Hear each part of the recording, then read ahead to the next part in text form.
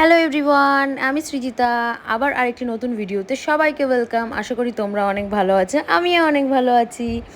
তো এই ভিডিওটি ছিল 19শে জ্যৈষ্ঠর দিনের, মানে আজকেরই ভিডিও। তো আর বাবা লোকনাথের তিরোধান দিবস সব প্রত্যেকবারের ন্যায় এবারও আমাদের বাড়িতে পুজো হচ্ছিল। আর মা ওদিকে সুজি করছিল, আমি তরকারি করছিলাম, রূপা দিদি লতা মা লুচি করছিল, বাবাও হেল্প করছিল। আর পোস্তকা নিয়ে ওর বাবা ছিল, আর ভাই পড়তে গেছিলো। দিয়ে সব কিছু কমপ্লিট করে নিয়ে মা তো ওপরে দেখো কি সুন্দর করে সাজিয়েছে পুরোটা। সব কিছু সাজানো টাজানোর পরে তারপরে আমাদের এবারের পুরোহিত ছিল হচ্ছে আমার ভাই। এবার আমার ভাই পুজো করেছে।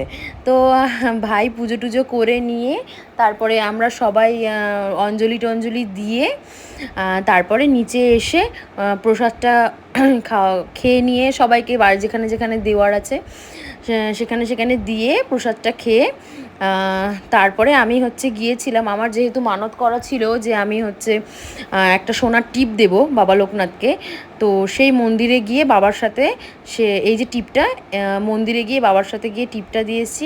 আর একটা মোমবাতিও কিনে নিয়ে সেটাও ধরিয়ে দিয়ে এসেছি। এই যে মন্দিরটা, সেখানে তখন সন্ধ্যা আরতি হচ্ছিল, ভীষণ ভালো লাগছিল দেখতে। কিন্তু চলে আসতে হয়েছে যেহেতু পোস্ত বাড়িতে আছে, কান্নাকাটি করছিল সেই কারণে।